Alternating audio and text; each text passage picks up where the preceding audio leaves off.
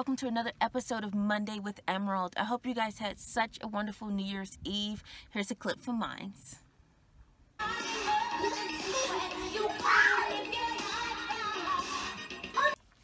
Hey guys, welcome back. I hope you guys enjoyed that clip from my New Year's Eve. Hey, with COVID-19, I'm dodging everything, so I didn't go out this time. Anyhow, I know you guys are probably wondering why I'm using a microphone right now, but it's because it gets awfully loud and echoey and windy in the deserts of Rhyolite, Nevada. See you in a second.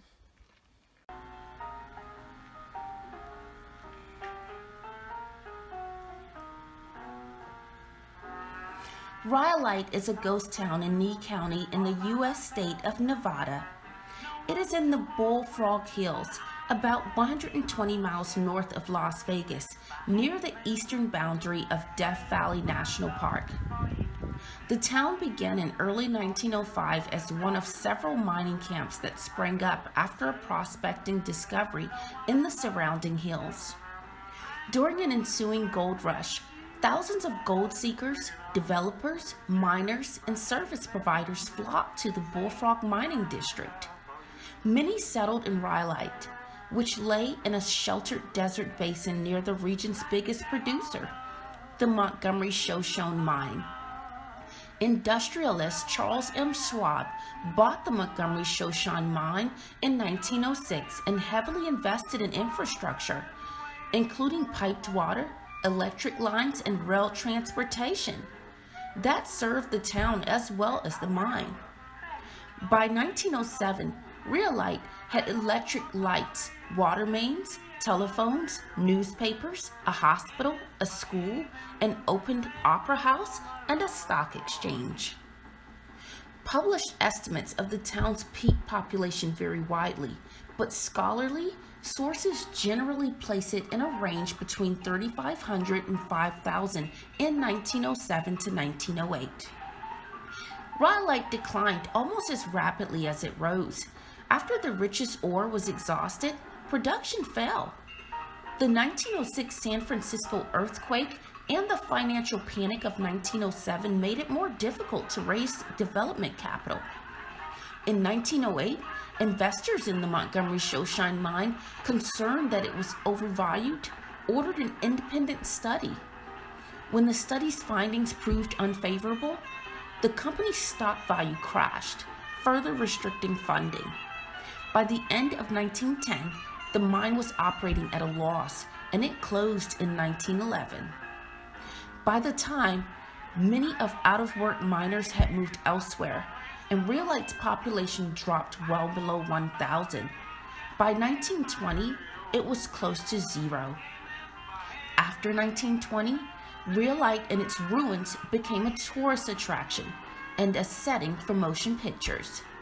Most of its buildings crumbled, were salvaged, or building materials were used of them, or they were moved to nearby Beatty or other towns. Although the railway depot and a house made chiefly of bottles were repaired and preserved. From 1988 to 1998, 3 companies operated a profitable open-pit mine at the base of Ladd Mountain, about 1 mile south of Rhyolite. The Goldwell Open Air Museum lies on private property just south of the ghost town, which is on property overseen by the Bureau of Land Management. We took a visit out there today, and we were totally amazed. The museum began in 1984 with the creation and installation of a major sculpture by Belgian artist Albert Szukowski, titled The Last Supper, a ghostly interpretation of Christ and his disciples sighted against the backdrop of the expansive Armagosa Valley. To make the life-size ghost figures, Szukowski wrapped live models in fabric soaked in wet plaster and posed them as in the painting The Last Supper by Leonardo da Vinci. When the plaster set, the model was slipped out, leaving the rigid shroud that surrounded him. With more refining, Szukowski then coated the figures with fiberglass, making them impervious to weather. In subsequent years, 6 additional pieces were added to the site by 3 other Belgian artists who, like Sikowski, were major figures in European art with extensive exhibition records, but who chose to create in relative obscurity in the Nevada desert near Death Valley in the early 1990s. First up was the Ghostwriter.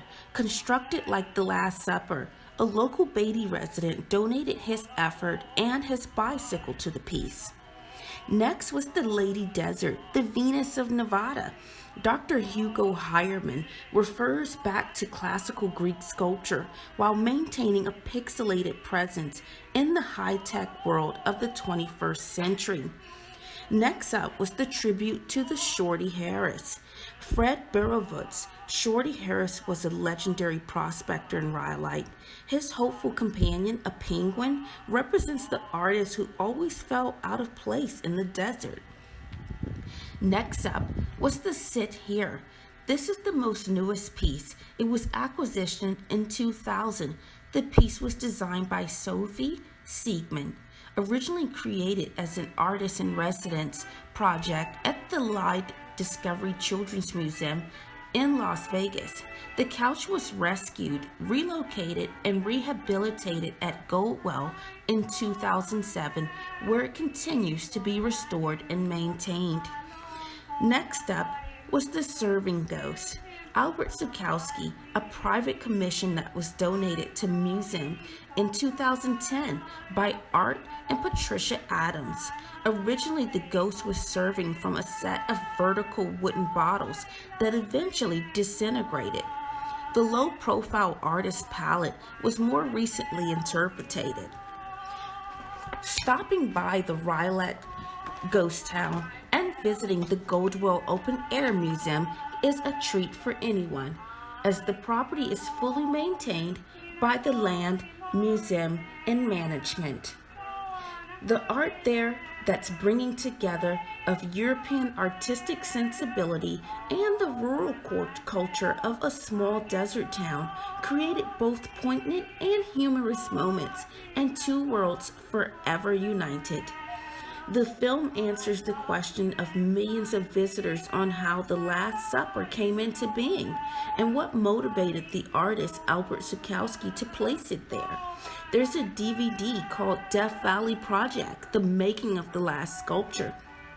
There's full interviews. The DVD actually includes 50-minute film, music videos, bonus interviews, even messages from Albert Sikowski himself. So definitely check that out and get in touch with the Nevada Nevada Libraries at goldwellmuseum.org. The mission of the Goldwell Open Air Museum is to preserve, present, and encourage artistic exploration in and out of the Amargosa Desert, an evocative landscape along the eastern edge of the Death Valley. The admission to the museum is free. The museum is open 24 hours a day, 7 days a week. The gift shop may vary. Definitely check it out, and don't forget your Nevada history. Thank you for joining us at Rhyolite Ghost Town.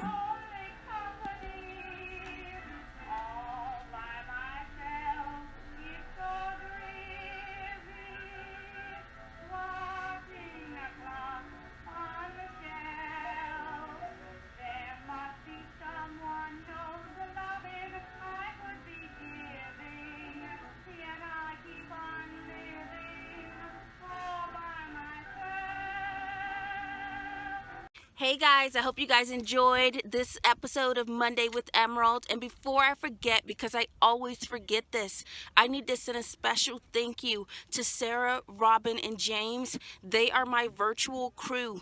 I take all the footage that I can, but at the end of the day, when I email all of it in these huge files that they have to go through and dig out everything and create one episode of Monday with Emerald, that is not me. That is them. They are the people behind Monday with Emerald. So thank you guys so much, because I know it's so hard to do this, you know, with COVID going on and not being able to shoot together and, you know, kind of get this thing off to a different start than, you know, than we had hoped. So thank you guys so much for doing this.